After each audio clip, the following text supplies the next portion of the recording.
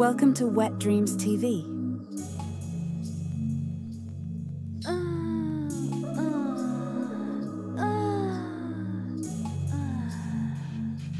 Sa isang tahimik na lawa na napapaligiran ng mga bundok, may isang maliit na bangka na nakalutang sa malinis at asul na tubig. Ang mga ulap ay tila mga malambot na unan sa kalangitan, at ang sikat ng araw ay sumisikat na nagbibigay liwanag sa bawat sulok ng paligid.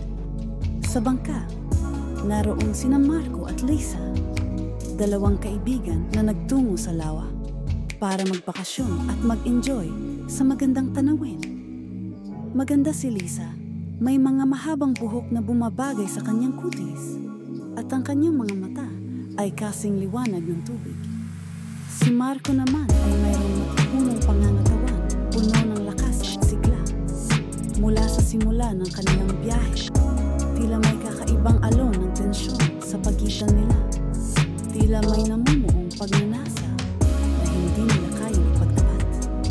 Habang naglalayag sa gitna ng dagat, napagdesisyonan ni Lisa na magpalamig sa ilalim ng araw, kaya't nagpasya siya na magbihis ng bikini.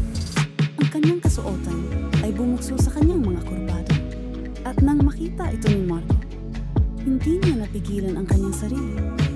Ang tibok ng kanyang puso ay dumoble. "Wow, Lisa, ang ganda mo!" sabi niya, habang ang kanyang mga mata ay nahuhumaling sa nakikita. Tumawa si Lisa. "Salamat, Marco! Gusto mo bang maligo?" Nagdesisyon silang maglangoy, at habang naliligo, tila unti-unting nawawala ang hangganan ng kanilang pagkakaibigan. Habang naglaro at nagtawanan sa tubig, isang bagay ang nagbago. Maya-maya, si Marco ay lumapit kay Lisa at sila ay nagkakaibigan. Ang kanyang mga mata ay puno ng pagnanasa, at ang kanilang mga puso ay tila parehong humihibig. Lumikha ng napakalapit na distansya sa isa't isa.